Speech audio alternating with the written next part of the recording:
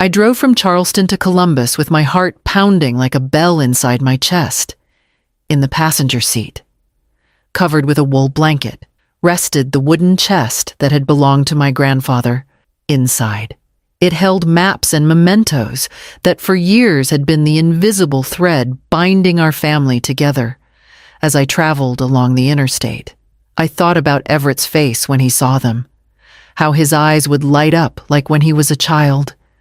Tracing the hand-drawn lines with his fingers, I kept telling myself that a baby shower was the perfect moment to pass on that legacy. When I finally parked in front of his house, the sky was filling with low clouds, and the air in the Midwest had that sharp edge that takes your breath away. I rang the doorbell with a mix of exhaustion and anticipation. It was Sierra who opened the door. She was wearing an emerald green dress and looked at me with an expression I couldn't quite decipher. Before I could greet her, she said with a dry smile, the party was yesterday. Just family."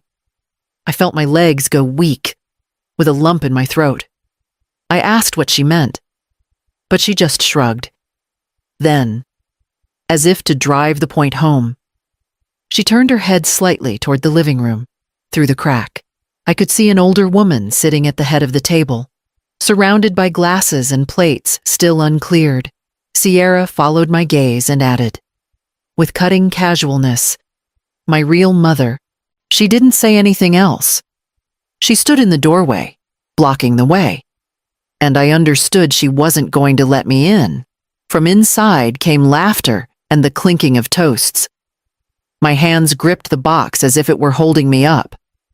Shame burned on my face, but no one came out to greet me. Not Everett, not a message, not a word. I returned to the car. There I sat, with the chest in my lap, listening to the murmur of a celebration I'd never been invited to. Outside, the wind shook the branches, and inside me, a silence was beginning to form that would soon transform into something else, into a decision that would accompany me to the next stop on my journey. The road led me to a small motel on the outskirts. With a neon sign that flickered intermittently, I parked without hurry, as if every extended minute was a way to escape what had just happened in Columbus. In the room, barely lit by a wobbly lamp, I placed the box on the bed. My hands took a few seconds to decide to open it, as if the wood held not just memories, but also an answer I feared hearing. When I lifted the lid, there appeared what I had cared for so many times as if it were a treasure. 3 hand-drawn maps by my grandfather in the aftermath of the war. He had traced secret trails of traders in the Appalachian Mountains, paths that allowed our family to survive in times of hardship. The folds of the yellowish paper still held the scent of wax and old ink. I ran my fingers over those crooked lines and felt the vibration of a memory that refused to die. I remembered Everett as a child.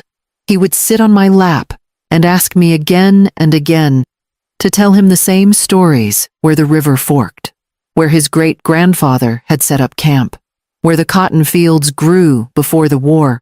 His little fingers followed the paths as if they were living rivers, and I thought that, when the time came, he would be the natural guardian of this inheritance. Now those hands that once trembled with curiosity asked for nothing, not even a call. The box I was supposed to give him had become a bundle of silence, more a burden than a gift. I lay down on the bed and understood the absurdity of the trip, 9 hours there and 9 back to find a closed door. However, as I looked at the maps spread out before me, I began to sense that this wasn't an end. Maybe they were no longer just memories.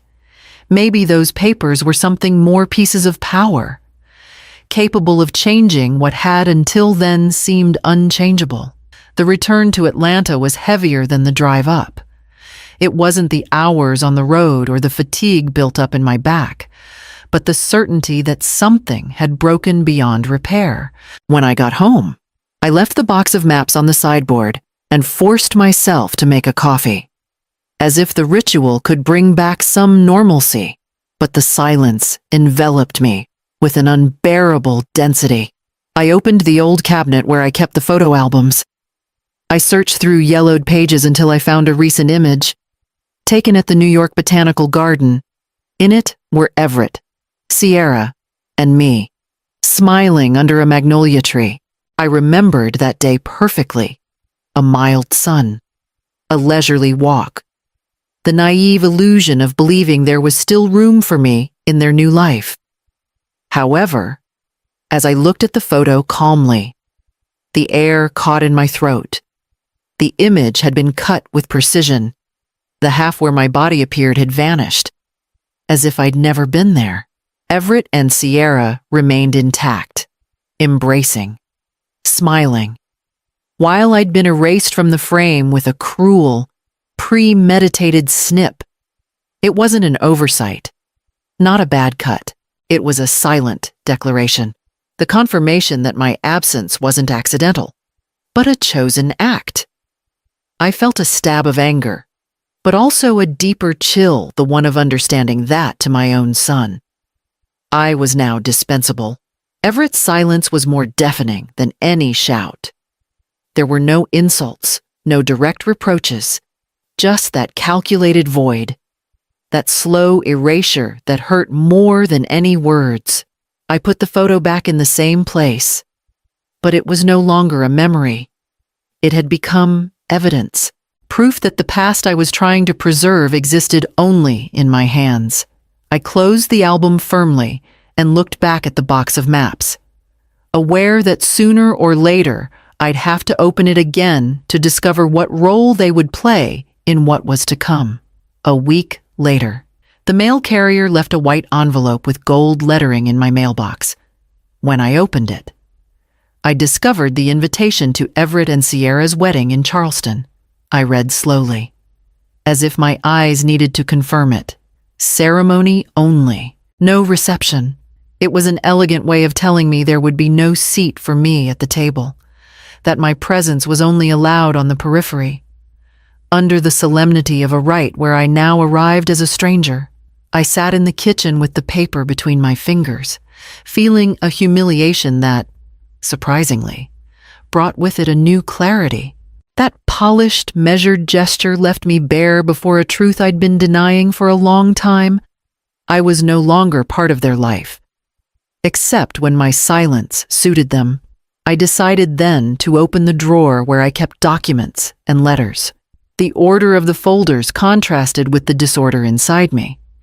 I pulled out first the receipts for 2 loans, $10,000 and $20,000 that I'd given to Everett for his first real estate ventures. I remembered well how he assured me they'd be repaid soon, that it was just an initial push. Years passed, and neither the money nor the gratitude returned. I kept digging through folders until I found a thicker document. It was the deed transfer for a cabin in the Rocky Mountains. Harlan and I had transferred it to Everett 5 years ago, convinced he'd care for it and keep it in the family. We signed with the hope of giving him a future, that this corner of stone and wood would remain a refuge for generations to come. But as I held that paper in my hands, a premonition ran through me like a shiver. Something didn't add up. The lack of news about the cabin, Everett's silence every time I asked, the way he dodged the topic. Everything told me that refuge might have already slipped from our hands without my knowledge. I placed the documents on the table, with my heart constricted, knowing that very soon I'd need to look deeper to discover what my son had done with that legacy. I opened the file cabinet again with a weight in my chest that oppressed me more than the fatigue accumulated in my bones. I flipped through page after page of deeds, contracts, and notarized letters until, among a stack of copies, what I feared appeared. There it was, a sales document signed 2 years ago. The cabin in the Rocky Mountains, the same one Harlan and I had entrusted to Everett, now listed under a third party's name. The price was exact, the notary's seal legitimate, but the signature next to my son's wasn't mine. I examined it closely. comparing it to my own signature on other papers. It had crooked curves, forced strokes, imitating the pulse of my hand without success.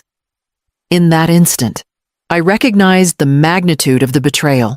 It wasn't a simple oversight. Not a family rift, it was a forgery, a cold, calculated theft, executed with the certainty that I'd never discover it. The ground seemed to shift under my feet. I sat down abruptly, with the document clutched between my fingers, feeling that a lifetime of trust had cracked silently. I remembered the first time Everett ran through the meadows of that cabin, barely 7 years old, shouting that the place would always be his, and it was. But not in the way we'd imagined. He'd turned it into bargaining currency, used as collateral for a business whose existence I didn't know. Tears fought to come out, but I didn't allow them. I refused to let the forgery strip me of my dignity too. I breathed deeply, folded the document carefully, and filed it in a separate folder. I didn't know yet how or when, but I understood that the time had come to stop staying silent. The betrayal was no longer abstract or emotional. It had stamped paper, false signatures, and a notary's seal. And I, more than ever, needed to find a way to confront what I'd discovered, even if it cost me to recognize that my own son was the architect of that lie. I opened a drawer I hadn't touched in years. Among linen handkerchiefs and yellowed letters, I found a sealed envelope with my name handwritten on it. I recognized Harlan's handwriting instantly. My heart skipped a beat. His letters had the power to bring back his voice. Even though he was gone, I broke the seal carefully and unfolded the pages. The date was from just weeks before the illness defeated him. I began to read slowly, as if each word could resurrect him for a moment. He spoke to me with the serenity of someone who knows time is running out. He asked me not to close my eyes to the obvious, that Everett, in his eagerness to prove he could do more, risked being blinded by ambition. Our son loves you, but he can confuse success with possession, he wrote, further on. The ink hardened into firm strokes. The true legacy isn't the walls or the acres, Rosalind. It's dignity. Protect it even if you're left alone.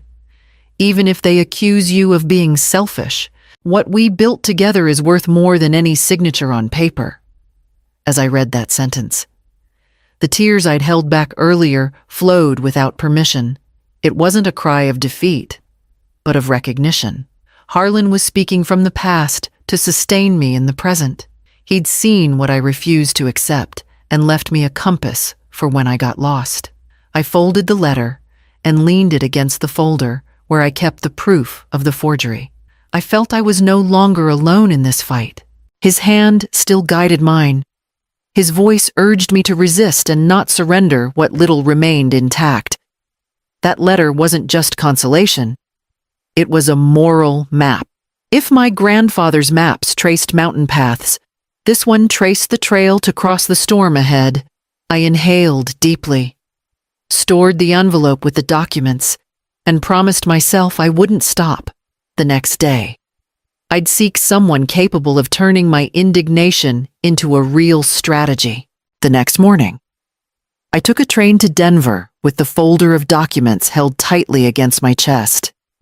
During the trip, I reviewed every detail over and over: the forged signature, the sales deed, Harlan's letter, everything mixed with a knot of rage and a determination I could no longer contain. Upon arriving, I sought the office of Kendra Voss, a lawyer recommended for her experience in irregular inheritances. The building was understated, with stone walls and tall windows. I climbed the stairs and, entering her office, was greeted by a woman with a serene gaze and a confident expression. She didn't need much explanation. It was enough to hand her the papers for her to grasp the gravity. Kendra read in silence. turning the pages with a calm that contrasted with the tension in my hands. When she finished, she looked up and told me firmly that there was sufficient basis to file a complaint for patrimonial fraud. They haven't just manipulated documents, they've also used the property as collateral without your consent. This isn't a misunderstanding, it's a crime, she affirmed. I felt that finally someone was putting into words what I'd been screaming inside. The weight on my shoulders lightened just a bit, enough to let me breathe, before ending the meeting. Kendra leaned toward me and, in a more intimate tone, confessed something I hadn't expected years ago. Her own brother had taken a plot of land in Wyoming from her, taking advantage of her trust and her prolonged absence abroad. When I read your case, I remembered mine. I'm not just going to defend you as a lawyer. I'll do it also as a woman who knows what it means for your own blood to deny you what's yours. We sat in silence. But it was no longer the heavy silence of humiliation, but one that built a bridge, for the first time in a long while. I felt I wasn't fighting alone as I left the office. The folder no longer seemed like a burden, but a legitimate weapon, and in my mind, the idea of an inevitable confrontation with Everett and Sierra began to take shape. I accepted the invitation to dinner at their house with a calm that surprised even me. It wasn't naivety, it was preparation. I carried in my purse the folder that Kendra had organized with the initial legal report's clear proofs of the sale, the fraudulent collateral, and the forgery. Everett and Sierra greeted me with tense smiles. As if the air was filled with an invisible dust, we all pretended not to breathe. The table was well set, steaming dishes and wine glasses waiting to be raised, but my appetite was elsewhere. We talked about trivialities, the weather, jobs, upcoming vacations until I knew the moment had arrived. I took out the folder, placed it in front of me, and, looking them straight in the eyes, said in a firm voice, "I've read everything. It wasn't forgetfulness. It was forgery." The silence that followed was so dense that the ticking of the clock became unbearable. Everett shifted in his chair, avoided my gaze, and played with his fork as if the words could be erased if he didn't acknowledge them. It was Sierra who hurried to speak. "Rosalind, don't misunderstand. It was for the good of the family. The investment needed guarantees, and the cabin was there, unused. Everett did it thinking of everyone." I felt a chill run through me, but I replied without raising my voice, "You don't protect blood with lies." Sierra shrank back, as if she hadn't expected such a clear response. Everett finally looked up, but in his eyes there was no apology, only surprise. He stayed mute, trapped between shame and fear. I stood up calmly, gathered the folder, and put it back in my purse. I'd said what I needed to say, and they'd heard what they didn't want to hear. The table was still set, but dinner was over for me. As I closed the door behind me, I felt that the confrontation was just beginning, and that the coming weeks would decide which way the scales tipped. The court notification arrived on a gray morning. With the court seal and the coldness of official words, the judge had granted precautionary measures. The cabin returned provisionally to my name. And, moreover, Everett and Sierra had 60 days to vacate the house in Atlanta that they thought was so theirs. I read the document several times, as if the ink could fade at any moment. But no, there it was, for the first time in a long time. Justice was leaning my way. The following days, the house transformed into strange territory. Cardboard boxes appeared in the hallways, some half full, others forgotten in a corner. The noise of closets opening and closing mixed with a tense, almost hostile silence. No one spoke more than necessary. No apology. No attempt at reconciliation. Just averted glances and closed doors. I, on the other hand, began to breathe differently each passing day. I reclaimed a fragment of peace. I no longer waited for calls that never came or strained to maintain conversations that only wore me down. At night, I took out the maps from the box and spread them on the table. I looked at them as if they were windows to another time, as if the hand-drawn lines reminded me that there were still paths they hadn't managed to take from me. I watched Everett move through the house with the shadow of someone who knows the ground is slipping away under their feet. Sierra, meanwhile, seemed entrenched in a haughty silence, as if she still trusted that everything would resolve in their favor. I didn't judge them out loud. The judge had already spoken the first word, and the rest was in motion, while they packed pieces of a life built on lies. I began to imagine another kind of inheritance, one not measured in square feet or deeds, and though I didn't yet know how to shape it, I sensed that my true victory wouldn't end when the house was empty. But when I decided what to do with what was still in my hands, the deadline ended without drama. Everett and Sierra left one morning without goodbyes, without tears or hugs.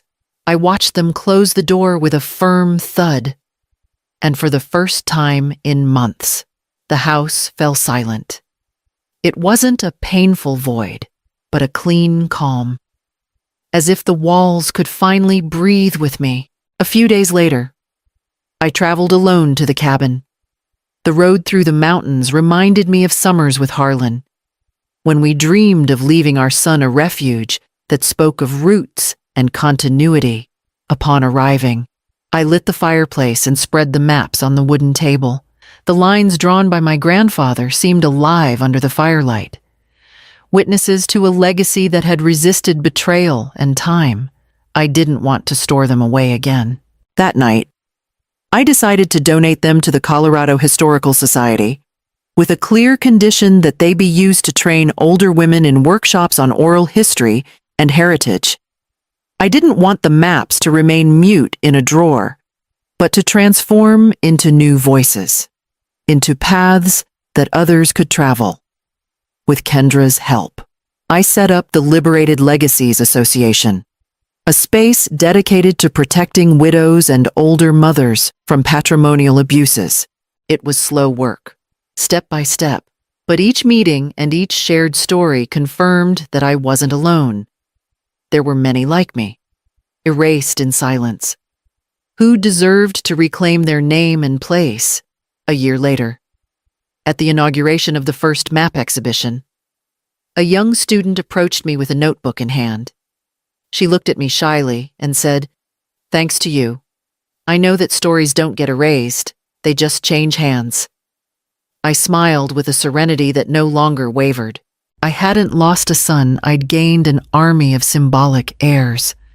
And in that instant, I understood that my victory wasn't in preserving walls, but in having turned the wound into a shared legacy that no one could forge away.